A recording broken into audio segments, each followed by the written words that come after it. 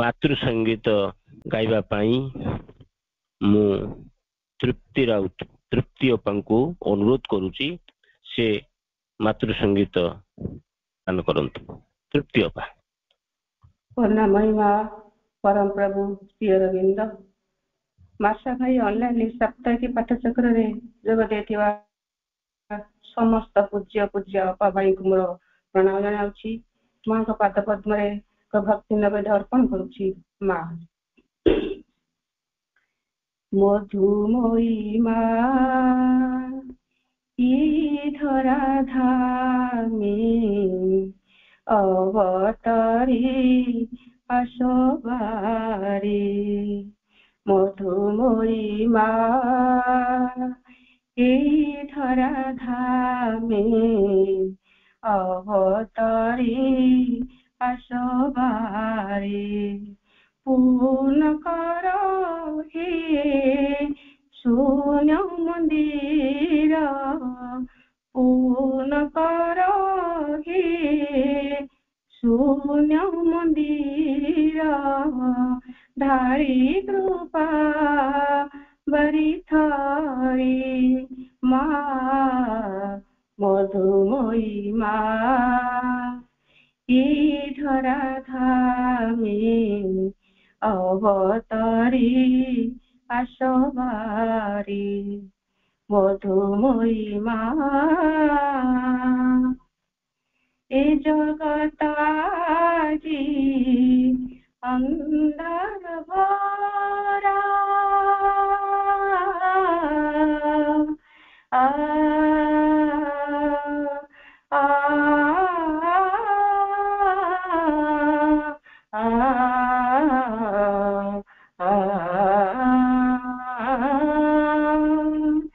ए जगताजी अंधार भरा अमावास्यारो घना छाईघेरा तब आलोकर प्रकाश उमा तब आलोकर प्रकाश उमा ई धरा माटी भरी मां मधुमयी मां ई धरा धामे अवतारी आशोबारी मधुमयी मां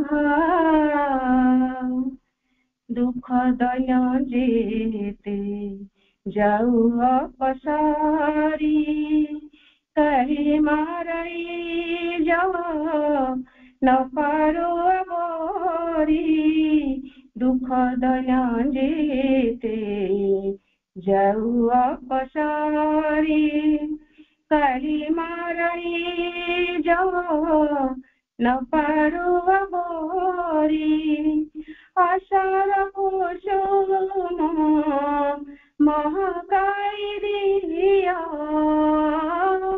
आशार कुसुम महकाई दिया सबुरी हृद मंदिरे मां मधुमयी मां ई धरा धामे अवतारी आशोबारे मधुमयी मां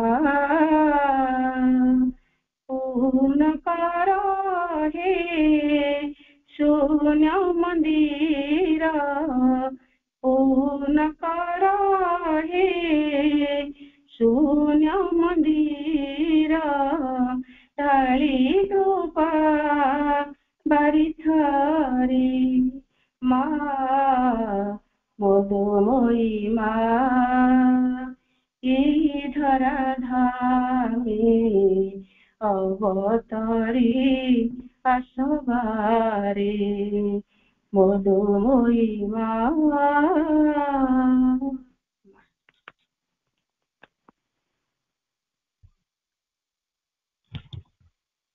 मधुमयी मां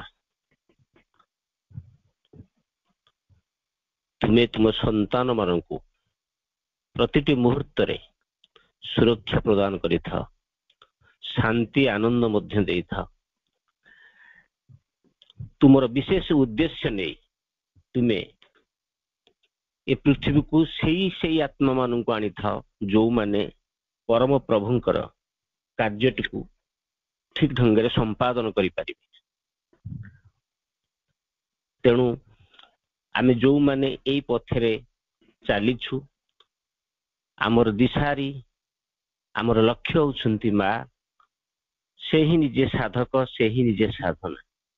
ପ୍ରତିଟି ମୁହୂର୍ତ୍ତରେ ତାଙ୍କର ସୁରକ୍ଷା ବଳୟ ଭିତରେ ଆମେ ବଞ୍ଚୁଛୁ। ଆମେ ଗତ କିଛି ଦିନ ଧରି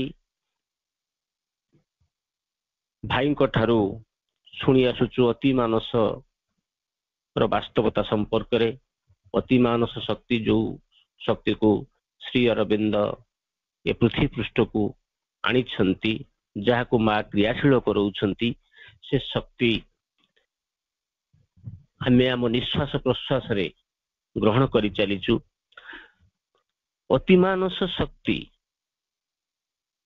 ହଉଛି ସେଇ ଶକ୍ତି ଯିଏ ନିଶ୍ଚଳତା ହଉଛି ଅତିମାନସ ଶକ୍ତିର ମୂଳ ଭିତ୍ତି, କିନ୍ତୁ ନୀରବତା ହେଉଛି ତାର ଉତ୍ତମ କ୍ରିୟାଶୀଳତାର ଉପଯୁକ୍ତ ପରିବେଶ। କର୍ମର ଧାରା ନିର୍ଣ୍ଣୟ କରିବାକୁ ଅତିମାନସ ଚେତନା ମାନସିକ ବା ନୈତିକ ମାନଦଣ୍ଡ ଅନୁସରଣ କରେ ନା। ସେଠାରେ ଦ୍ୱନ୍ଦ୍ୱ ବୋଲି ବି କିଛି ନଥାଏ। ତାର କ୍ରିୟାକଳାପ ସ୍ୱତଃସ୍ଫୂର୍ତ୍ତ ଆଉ ସ୍ୱାଭାବିକ। ସ୍ୱତଃସ୍ଫୂର୍ତ୍ତତା ଅତିମାନସ ଶକ୍ତିର ଏକ ବିଶେଷ ଗୁଣ। ଜୀବନର ସ୍ୱତଃସ୍ଫୂର୍ତ୍ତତା, ଜ୍ଞାନର ସ୍ୱତଃସ୍ଫୂର୍ତ୍ତତା, ଶକ୍ତିର ସ୍ୱତଃସ୍ଫୂର୍ତ୍ତତା। ସାଧାରଣ ଜୀବନରେ ଆମେ କଣ ଭଲ କଣ ଠିକ ଜାଣିବାକୁ ଚାହୁଁ ଏବଂ ଥରେ ଯଦି ଭାବୁ ଯେ ଆମେ ତାହା ଲାଭ କରିବୁ, ଆମେ ଯେକୌଣସି ମତେ ଆମର ଚିନ୍ତାଧାରାକୁ ନିୟୋଜିତ କରି ବସୁ, କିନ୍ତୁ ଅତିମାନସ ଚେତନା ଜାଣିବାକୁ ଚେଷ୍ଟା କରେ ନା। ସେ ପୂର୍ଣ୍ଣ ନୀରବତା ଓ ସ୍ଥିରତା ମଧ୍ୟରେ ରହେ। ସମୟର ପ୍ରତିଟି ମୁହୂର୍ତ୍ତ ସ୍ୱତଃସ୍ଫୂର୍ତ୍ତ ଭାବରେ ବଞ୍ଚେ। ଭବିଷ୍ୟତ ପ୍ରତି କିନ୍ତୁ ସେ ଅମନୋଯୋଗୀ ହେଇ ରହିଥାଏ। ଭବିଷ୍ୟତ ପ୍ରତି ଅମନୋଯୋଗୀ ହୋଇଥାଏ ସତ, କିନ୍ତୁ ପ୍ରତିଟି ସେକେଣ୍ଡରେ ଚେତନାର ନୀରବତା ମଧ୍ୟରେ ନିର୍ଦ୍ଦିଷ୍ଟ ଆବଶ୍ୟକୀୟ ଜ୍ଞାନ ତା ପାଖକୁ ଚାଲି ଆସେ। ଏହା କହିବାକୁ ହବ ଯେ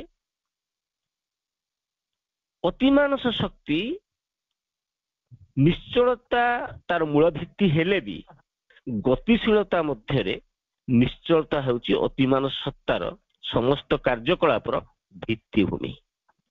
ଅତିମାନସ ଅଭିମୁଖୀ ଯେକୌଣସି ଶୃଙ୍ଖଳାର ଏହା ହିଁ ହେଉଛି ବାସ୍ତବ ପରିସର। ଆଜି ସେଇ ଅତିମାନସ ଶକ୍ତି ଆମେ ଆମ ଜୀବନ ପର୍ଯ୍ୟାୟରେ କିପରି ଗ୍ରହଣ କରୁଛେ, ତାକୁ କାର୍ଯ୍ୟକାରୀ କରୁଛେ, ଏ କଥାକୁ ଆମେ ଆଜି ଭବେଶ ଭାଇଙ୍କ ପାଖରୁ ଶୁଣିବା। ମୁଁ ଅନୁରୋଧ କରିବି, ଭାଇ କାର୍ଯ୍ୟକ୍ରମରେ ଉପସ୍ଥିତ ହେଲେଣି, ସେ ଆରମ୍ଭ କରନ୍ତୁ ଅତିମାନସର ବାସ୍ତବତା ଆର ଆଲୋଚନା।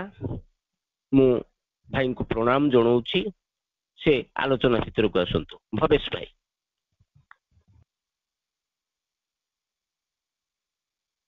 କରୁଣାମୟୀ ମା, ପରମ ପ୍ରଭୁ ଶ୍ରୀ ଅରବିନ୍ଦ,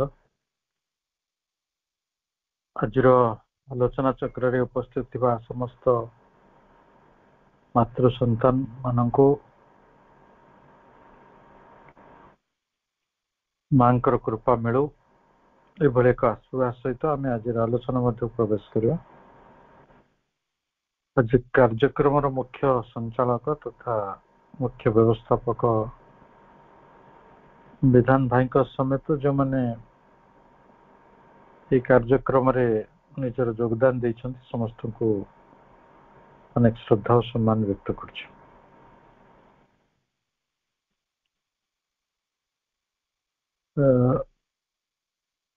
ଦୀର୍ଘ ଦିନ ଧରି ଆମେ ଯୋଉ ଆଲୋଚନାଟି କରି ଆସିଛନ୍ତି, ସେଥିରେ ଅତିମାନସ ହିଁ କେନ୍ଦ୍ରବିନ୍ଦୁ। प्रभु भाषा रे ये हूँ आम समस्त एक चरम भूमि गोटे परम भूमि किंतु यही परम भूमिटी संपर्क रे बुझिला भली मनुष्य बुद्धि पाखरे किसी उपाय नहीं तेणु ये आम मन बुद्धिर अतीत एक तत्व जोटा साधारण अर्थ रे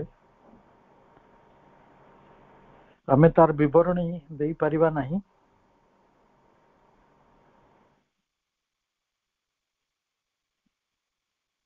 जदि भी मन रे आमे ताको बुझिया को चेष्टा करंती ताले भी मन रे संदेह रही जबार संभावना रही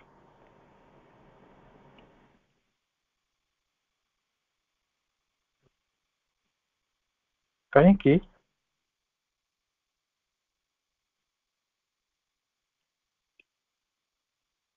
एठी जो दिव्य प्रक्रिया गुड़ी को संगठित होउछि विश्व रे एटा तो दिव्य प्रक्रिया आम हाथ रे आम मन आम बुद्धिर अधिगम्य हला बेले कौन सी उपाय सेठी नहीं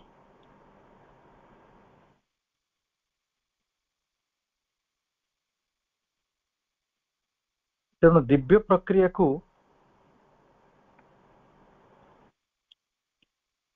आमर मानविक ज्ञान क्रिया भीतर को आनिया पई एते सहज भी नहीं तेणु जाको आमे कहूँ डिवाइन वर्किंग्स ताको आमे ह्यूमन नॉलेज एंड एक्शन मानविक ज्ञान और क्रिया मध्य को आनिबा अनेक समय संभव हो पारे नहीं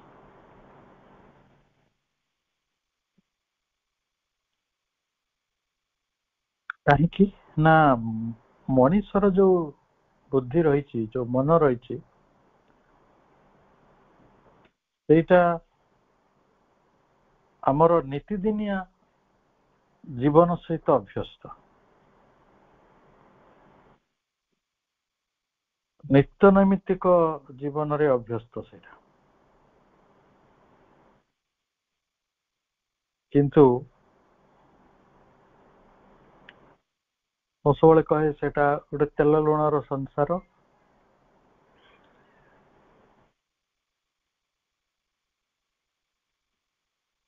ଅନେକ ସମ୍ବନ୍ଧ ଅନେକ ପ୍ରକାରର ମାନବିକ ଗତିବିଧି ତାରି ଭିତରେ ଏଟା ସୀମିତ ହେଇ ପାରେ किंतु ये तो दिव्य क्रियार जो परिसर सेटा तो माने योजन योजन दूर रे रही दिव्य क्रियार परिसर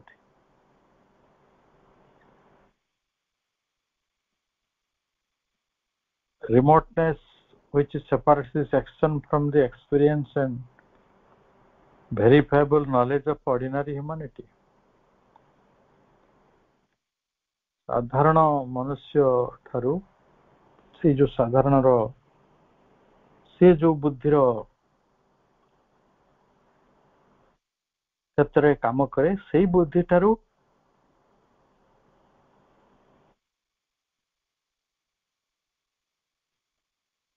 ए दिव्य क्रियाटी योजन व्यापी व्यवधान रे रही तेणु मनीषर मन आउ दिव्य अति मानस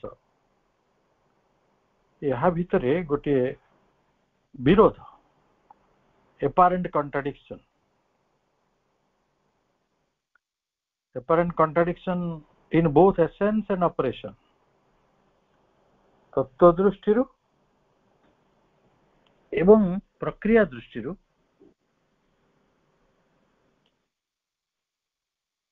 ଭିନ୍ନ ହେଇକି ରହିଛି, କାରଣ ସେଠି ଯାହା ବି ଘଟିବ ସେଟା ଆମ ମନ ବୁଦ୍ଧିରେ ଧରାଦେବ ନାହିଁ, କାରଣ ସେଟା ଡିଭାଇନ୍ ୱାର୍କିଂ, ଡିଭାଇନ୍ ପ୍ରୋସେସ। ଆଉ ମଣିଷର ମନ ଭିତରେ ଏତେ ବଡ଼ ଜାଗା ନାହିଁ, ଆଉ ତାପରେ ତତ୍ଵଗତ ଦୃଷ୍ଟିରୁ ତ ସେ ନିଶ୍ଚୟ ଭିନ୍ନ ହେଇକି ରହିଛନ୍ତି।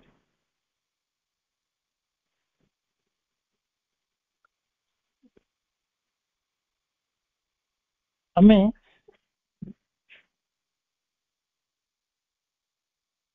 ଯଦି ସେଇଟା ମଣିଷ ମନର ଅଧିଗମ୍ୟ ନୁହେଁ, ମଣିଷ ମନର ବା ବୁଦ୍ଧିର ଅତୀତ, ତାହେଲେ ତଥାପି ଆମେ ଗୋଟେ କାହିଁକି ପ୍ରୟାସ କରୁଛୁ ତାକୁ ବୁଝିବାକୁ?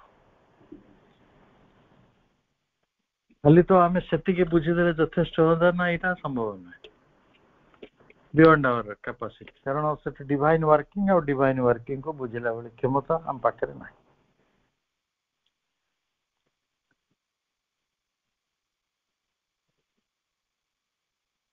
କିନ୍ତୁ ମଣିଷ ବର୍ତ୍ତମାନର ସିନା ମନୋବୁଦ୍ଧିର ସେଇଟା ଅତୀତ, ବର୍ତ୍ତମାନ ଯୋଉ ସ୍ଥିତିରେ ମନୁଷ୍ୟ ରହିଛି ସେଇଠି ସେ ହୁଏତ ପହଞ୍ଚି ପାରିବନି, କିନ୍ତୁ ମନୁଷ୍ୟ ମନୋବୁଦ୍ଧିର ସୀମା ତ ସେଇଠି ନୁହେଁ ନା। ବର୍ତ୍ତମାନ ଯୋଉଠି ଅଛି ମଣିଷଟି, ସେଇଠି କଣ ତାର ସୀମା କି? ତେଣୁ ସେ ସୀମା ବଡ଼ ସୁଦୂର ପ୍ରସାରୀ, ବହୁ ଦୂର ଆଗକୁ ଯାଇପାରିଲା ଭଳି ତାର କ୍ଷମତା ରହିଛି।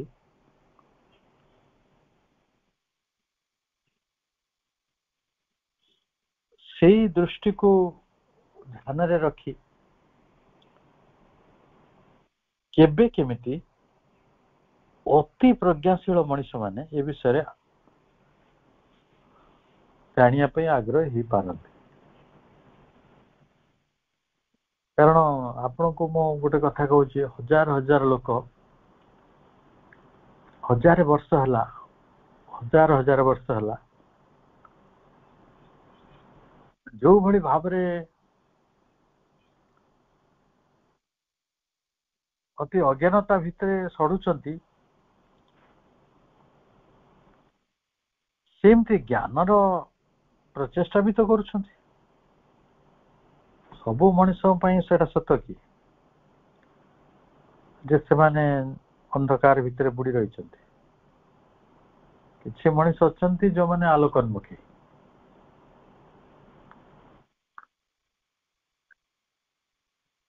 ଏଇ ଆଲୋକ ଖୋଜୁଥିବା ମଣିଷ, ସତ୍ୟ ଖୋଜୁଥିବା ମଣିଷ, ଭଗବାନଙ୍କୁ ଖୋଜୁଥିବା ମଣିଷ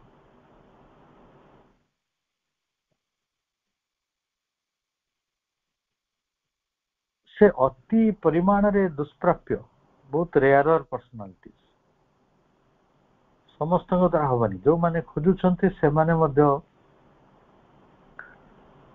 ତାଙ୍କ ସୀମା ପାଖରେ ଅଟକି ଯାଇଛନ୍ତି।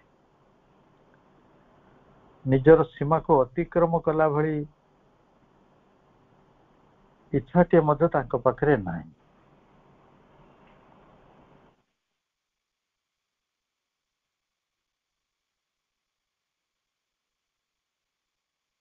ତେଣୁ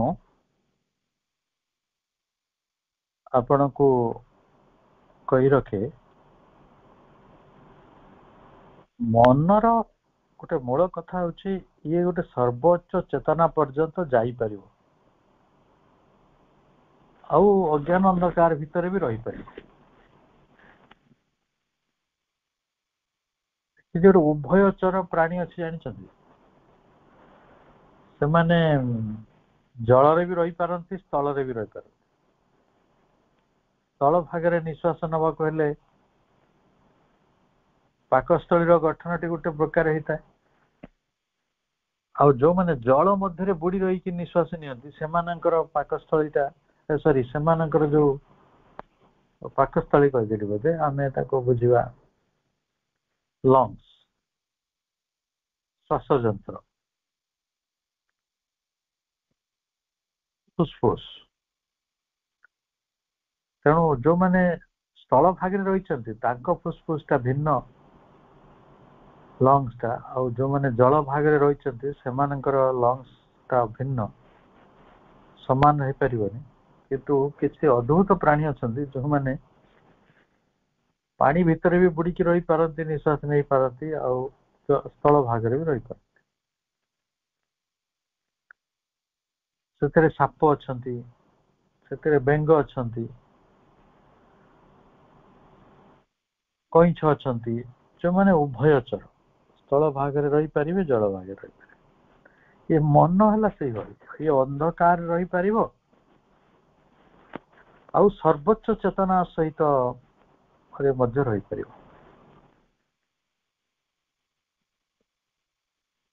ତେଣୁ ଯୋଉଠି ଏଇ ମନଟି ପ୍ରଜ୍ଞା ଆଡକୁ ଗତିଶୀଳ, ଯୋଉଠି ମନଟି ପ୍ରଜ୍ଞା ଆଡକୁ ଗତିଶୀଳ ହେଇପଡେ, ତା ଭିତରେ ଗୋଟେ ମାନସିକ ଉଦ୍ଭାସନ ଘଟେ, ମାନସିକ ଆଲୋକାୟନ। ତା ମନ ଖୁବ ଭାବରେ ଆଲୋକିତ ହେଇଯାଏ। ତାକୁ ପ୍ରଭୁ କହିଛନ୍ତି ଷ୍ଟେଟ୍ ଅଫ୍ ମେଣ୍ଟାଲ ଇଲୁମିନେସନ।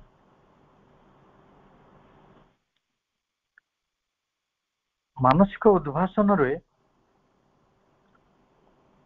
ସେ ଯେତେ ଗତିଶୀଳ ହେଇପଡେ ପ୍ରଜ୍ଞା ଦୃଷ୍ଟିରୁ, ସେ ଦିବ୍ୟ ଅନୁଭୂତି ଗୁଡିକ ଲାଭ କରେ। ବୃହତ୍ତର ଆଲୋକ ଗୁଡିକ ଲାଭ କରିପାରେ, ବୃହତ୍ତର ଶକ୍ତିର ଅଧିକାରୀ ହୋଇପାରେ। ତେଣୁ ସବୁଦିନେ ଏଇ ମନୋମୟ ମଣିଷଟି ଅନ୍ଧକାର ଭିତରେ, ଏଇ ଜ୍ୟୋତିଷ ଗୁଣିଆ ଡେଉଁରିଆ ଚାରି ଛକି ଅରୁଆ ଚାଉଳ ଭିତରେ, ନରବଳି ସତୀ ପ୍ରଥା ଭିତରେ ବାନ୍ଧି ହେଇନାହିଁ। ସେ ଅଗ୍ରଗତି କରିଛି, କିନ୍ତୁ କିଛି ଲୋକ ବି ତ ରହିଛନ୍ତି ସେଇଭଳି।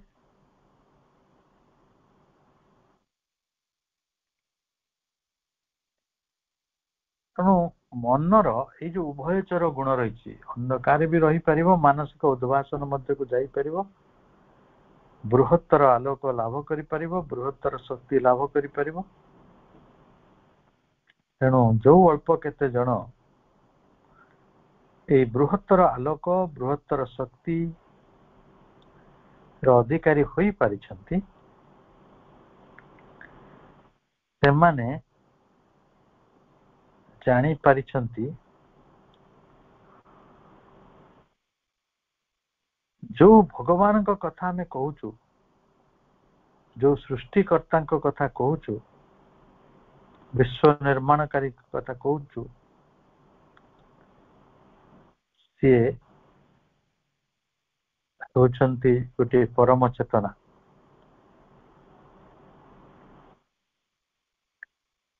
ଯୋଉ ଚେତନାକୁ ଆମେ ସୃଷ୍ଟିକର୍ତ୍ତା ବୋଲି କହୁଛୁ। ଆଉ ଯଦି ଆଉ ଟିକେ ନିର୍ଦ୍ଦିଷ୍ଟ ହେଇଯିବା, ତାହେଲେ ଆମେ କହିବା ଯେ ସେ ହେଉଛନ୍ତି ପ୍ରଜ୍ଞାର ମହାଶକ୍ତି।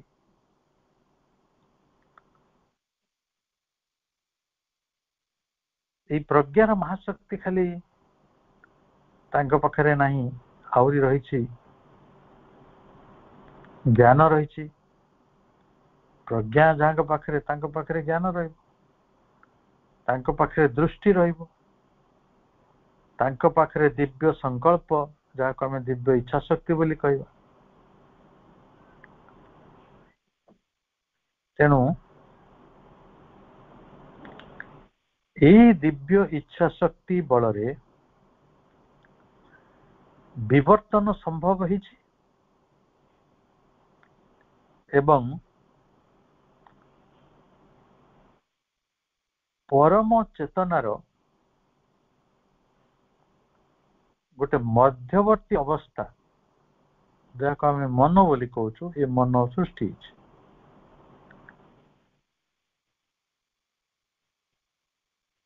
मन आम मध्य रही किंतु बहुत जदि चिंता करा जाए ताले मर्मतः माने एसेंशियली ये मनटी अति मानस सहित गोटे आइडेंटिफिकेशन बा तादात्म्य लाभ करिबो।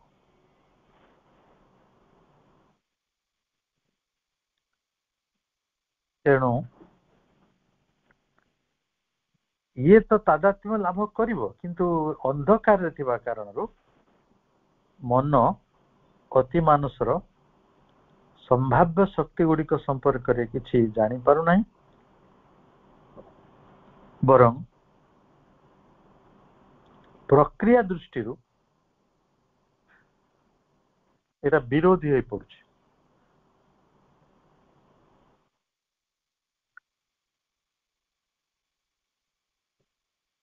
आउ आमे जेतबेले बुद्धिर भूमि रे अवस्थित रहउछु आम निज भूमि रे निज परिभाषा रे आमे मन आउ अति मानस मध्य गोटे तुलनात्मक अध्ययन करुछु ताको भितरे सामंजस्य असामंजस्य देखुछु सिमिलारिटीज आउ डिसिमिलारिटीज एई भली गोटे जदि धारणा आमे करिबा एभली जति उद्यम करिबा ताले ठीक अच्छे आमे अति मानसर जो दिव्य प्रक्रिया रही जानी पारु नांती किंतु यही जो प्रचेष्टाटी मानसिक भाव में करूछु अति मानस को जानिया पे सेटा जे एकाथरे निरर्थक अजौक्तिक सेटा आमे कहि परिबो नाही। यही आलोकमय जो चेष्टा मनुष्यर अति मानस को बुझिया पे एथरे किछि दूर तो अग्रसर हो पारिबो किछि दूर आदो न चलिबा अपेक्षा पादटीए जदि किछि पाद अंतत चली ही गला ताको हमें गोटे सफल पदपात बोली कहि अवश्य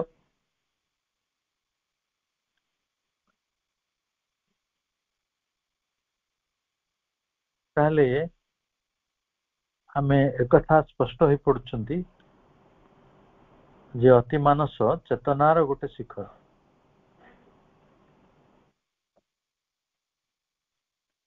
अति मानस चेतना भितरे शक्ति प्रतिफलित हुए दीप्ति मध्य प्रतिफलित हुए आउ आमे जेतबेले मन द्वारा से शिखर गुड़िक अतिक्रम करू स्तर गुड़िक अतिक्रम करू आमे समर्थ हो पड़ू ताको अतिक्रम करिया पई ताले आम भितरे गोटे इल्युमिनेशन आउ गोटे इंट्यूटिव ओपनिंग कहले आम पाखरे एक संबोधिगत उन्मिलन संभव होता है एवं जेतेबेले संबोधिगत इंट्यूटिव ऋषि मानकर जो चेतना रही सेटा तो पुणी मनीष माने समाने थिले सेही भली गोटे उन्मिलन मध्य को जदि चाही हुए ताहले अति मानस को जानी हवा संभव हो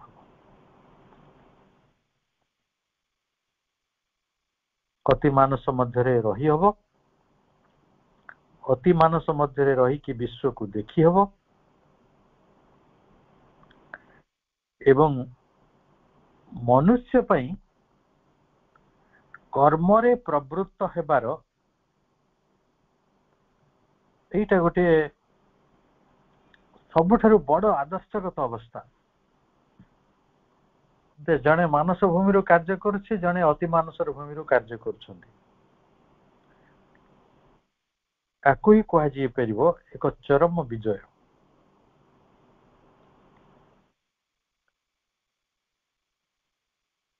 मनीष ये पृथ्वी रे सबुदिने किछि ना किछि हासिल करछि। ये पृथ्वी रे मनीष अनेक वैज्ञानिक उद्भावन द्वारा, अनेक प्रजुक्तिगत उत्कर्षता द्वारा सबुदिने गोटे अनाविष्कृत राज्य को जाउछि। केबे कोन के आपण भाबिथिले जे आर्टिफिशियल इंटेलिजेंस द्वारा सो नुआ एक मनीष भली सृष्टि हो परिबो? जीव तो नुहे, मनीष ठारू आहुरी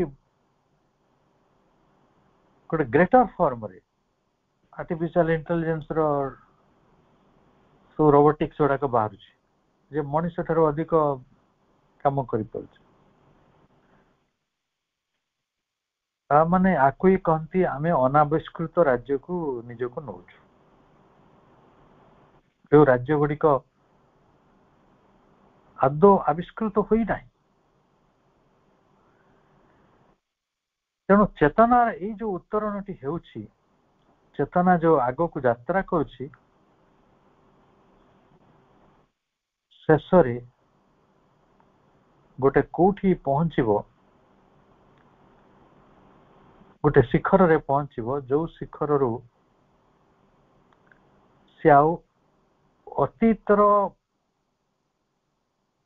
जो भंडार मध्य को फेरी परिबने, पुराणा मध्य को फेरी परिबा। आमे जे इमोशनली अतीत को फेरी जाऊ, एटा मनुष्य रे खूबी।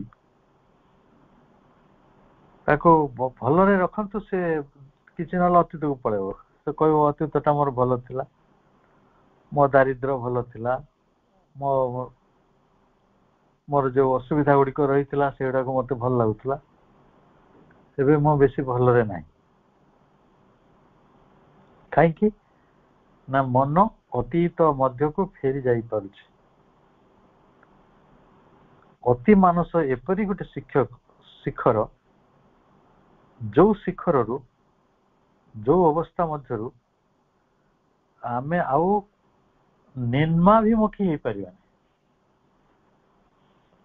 जेमिति परा प्रकृति रे वास करिया परे अपरा प्रकृति को एते सहजरे आसीबे नाही, ये सेमती गोटे चेतना।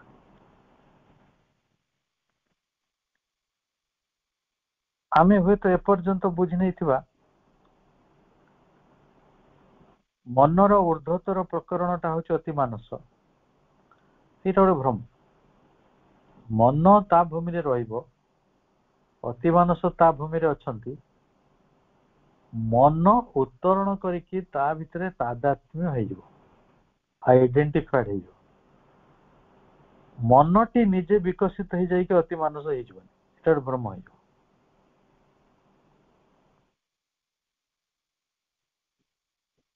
मानस स्तर रु उत्तीर्ण होइकि जोठी जहा किछि रहिछि से गुडी को आमे उत्तीर्ण स्तर को अति मानस बोली कहि दबा, एटा गोटे बड़ भ्रम। वास्तव रे अति मानस हेउछि एक अनिर्वचनीय परम तत्व, जहा को वर्णना करिबा, ताको वचन रे आनिबा,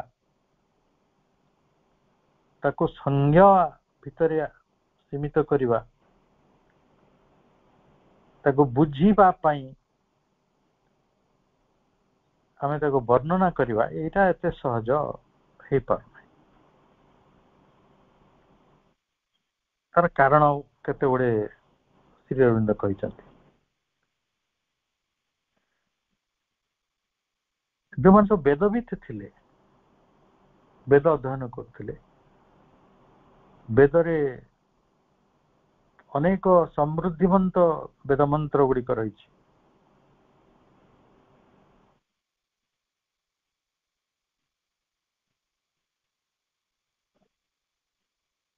ସମୃଦ୍ଧିମନ୍ତ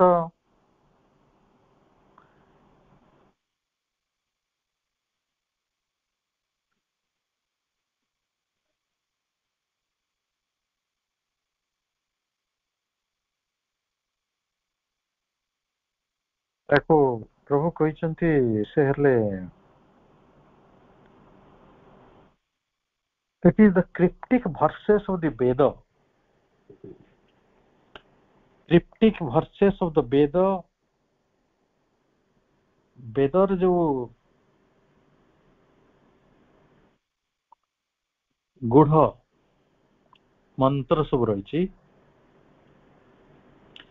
ସେମାନେ କିଛି ଅର୍ଥକୁ ନିଜ ଭିତରେ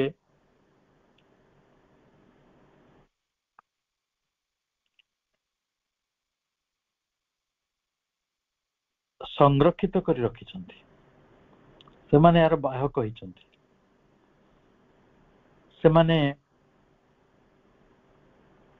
ଗୋଟେ ବିଜୁଳିର ଝଲକ ପରି, ଯେମିତି ବିଜୁଳିର ଗୋଟେ ହଠାତ୍ ଉଦ୍ଭାସନ ହୁଏ, ହଠାତ୍ ଝଲକଟା ଆସେ ଆଉ ସବୁ କିଛିକୁ ଆଲୋକିତ କରେ, ସେଇଭଳି ସେଇ ମନ୍ତ୍ର ଗୁଡିକ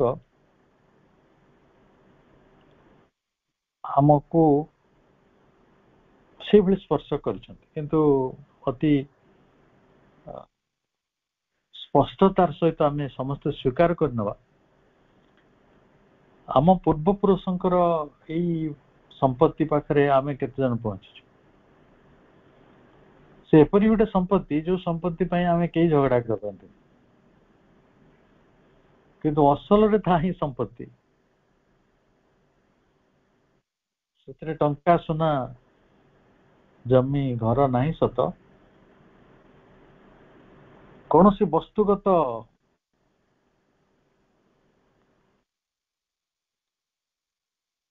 ଉପସ୍ଥିତି ସେଠି ନାହିଁ, କିନ୍ତୁ ସେ ରହିଛି ତା ଭିତରେ ଅତି ମାନସକୁ ସ୍ପର୍ଶ କରିପାରିବାର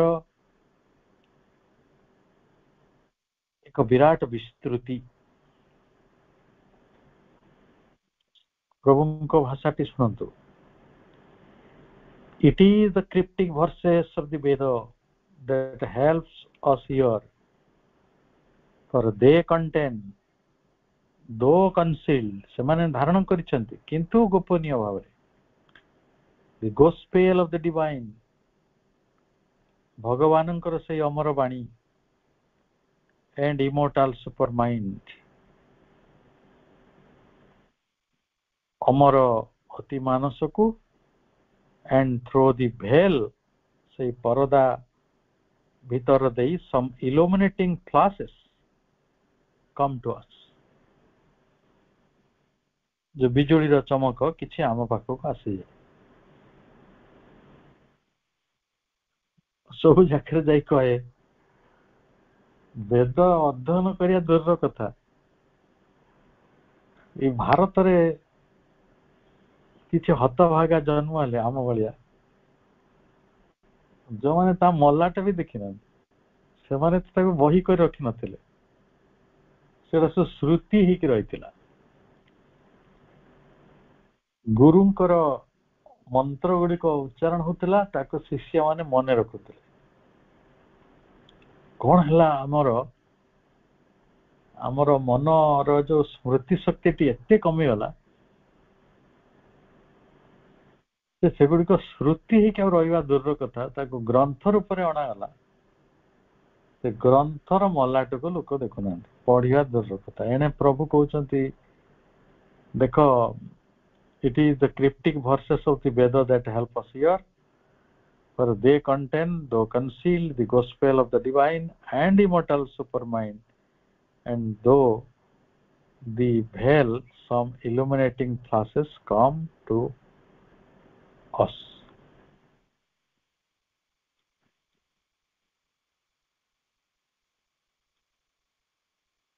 ତେଣୁ आम चेतनार किसी अभ्यस्त आकाश अच्छी मु कहली आम घर करना आम भल मंद से गुड़िक सब आमर अभ्यस्त आलोक अभ्यस्त आकाश स्पेस यही अभ्यस्त आकाश गुड़ी को अतिक्रम करी वेदर से मंत्र गुड़िक आमको अतिमानसर सत्य आड़ को प्रकाशित करनी और प्रसारित करनी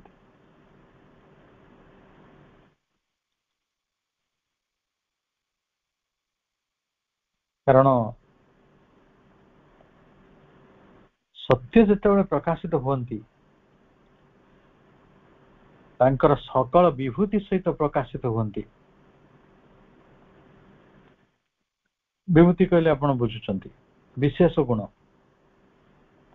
सत्य प्रकाशित हला बेले तांको विभूति सहित प्रकाशित होती आ मन जदि केबे अतिमानस सहित एकात्म हो पारे गोटे ज्योतिर प्लावन हुए जाको आमे सरल शब्द रे कहि परिबा आलोकर बन्या प्रज्ञार उत्प्लावन सेते बेले आपनको दृष्टि बदली जाए व्यवस्था बदली जाए आपणकर वाणी बदली जाए आपणकर क्रिया बदली जाए आपणकर गति बदली जाए सब गुड़िक सत्यमय होई पड़ती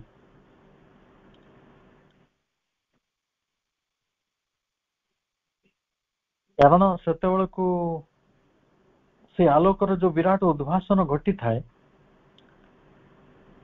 से आलोक ही सकल वाणी सकल क्रिया सकल गति सकल व्यवस्था सकल दृष्टि ये सब को तार विधान को सत्य नियंत्रित करे यही कारण श्री अरविंद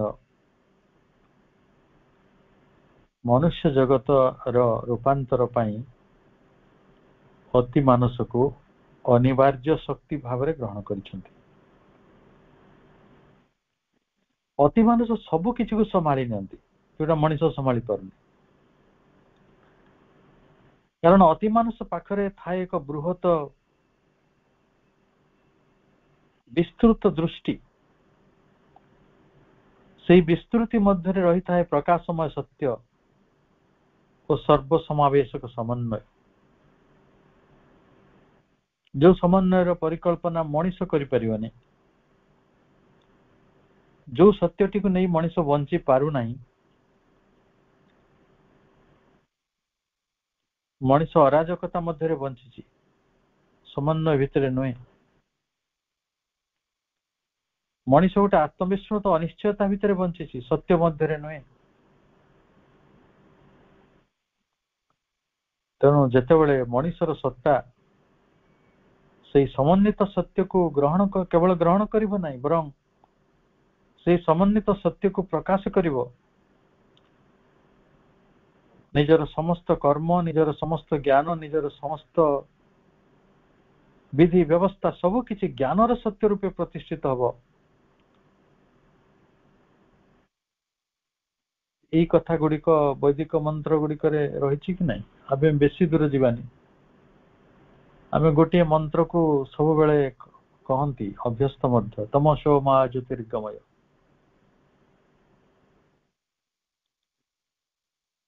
मृत्युर्मंग अमृतं गमय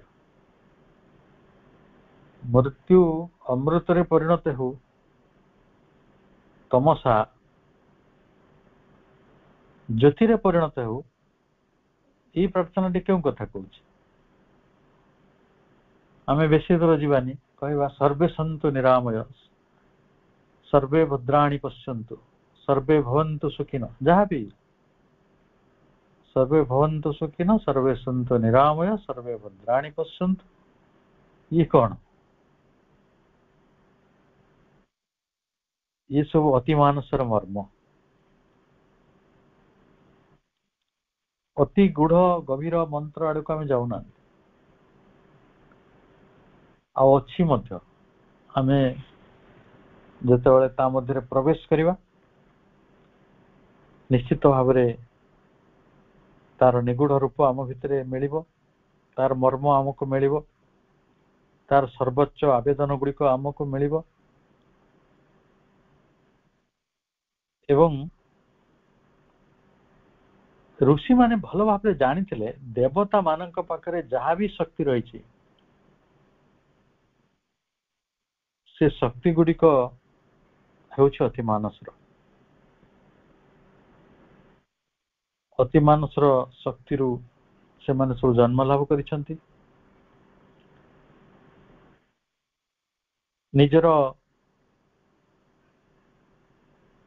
सत्य जेपरी निज भूमि रे से बास करुचंती निज घरे बास कला भली अति मानस मध्य समासीन होकर रही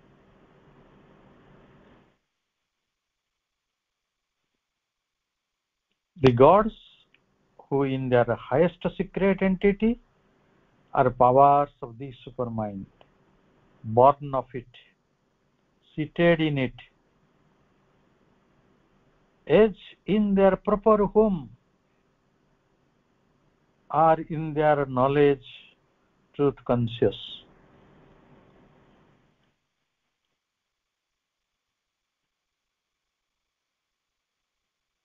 सेमाने खाली निज घरे रही लगुच देवता मानकर ज्ञान होछि परम विज्ञान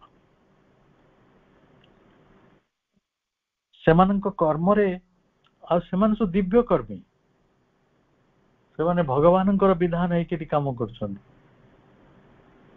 अर्थात अति मानस सहित संयुक्त होती बोली सेमान सब दिव्य कर्मी होती आम दिव्य कर्मी हो पारना आम सब मनुष्य कर्मी हो रही निज अहंकार काम करुचु निजर तृप्ति काम करुचु निजर संतोष विधान काम करुचु किंतु सेठी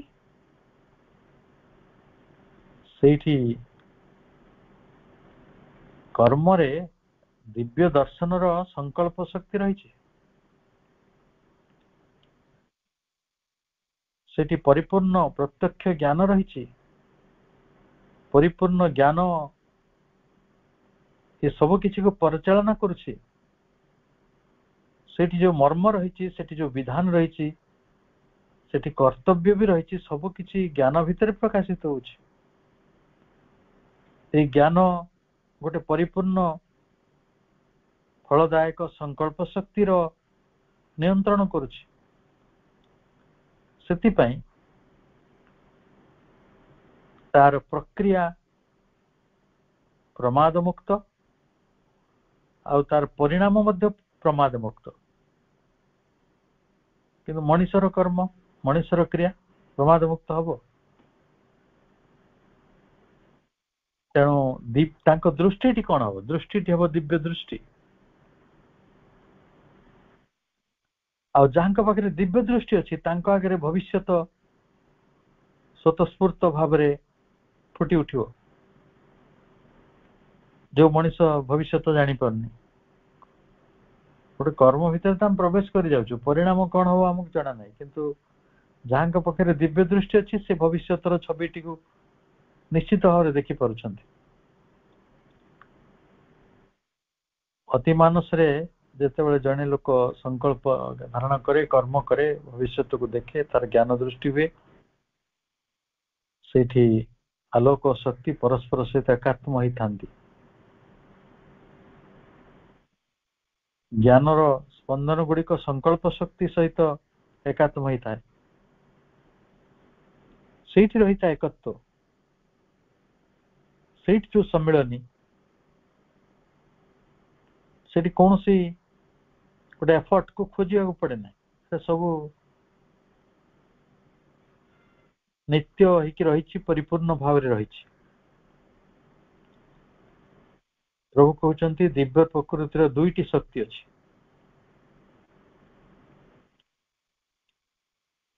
गोटे हला आत्मरूपायन, अन्यटी हूँ आत्मविन्यास। निजकू रूप दबा, निजकू प्रकाश करवा, आउ तार ये जो आत्मरूपायन आत्मविन्यास घटिला मूल शक्तिर से गोटे से आलोकन एक आत्मशक्ति मध्य प्रवेश करवा, ये हूँ द्वितीय आस्पेक्ट। ताले आमे तो सृष्टि ही जाइए मनीष भाव में, पुणी आमे आलोकमय एक आत्मशक्ति मध्य प्रवेश कले, यही आत्मशक्तिटा आत्मविन्यास मूल उत्स। तेणु आत्मशक्तिटा केमिति हासिल हम, आत्मविन्यासटी किभଳି कार्यकारी हम, यही चिंता गुड़िक सहित आमे आमर आलोचना टी को ये आज शेष करुछु एवं परवर्ती समय ये आलोचना को आगु नबा। समस्त को अनेक शुभेच्छा, शुभ अपराह्न, वंदे मातरम।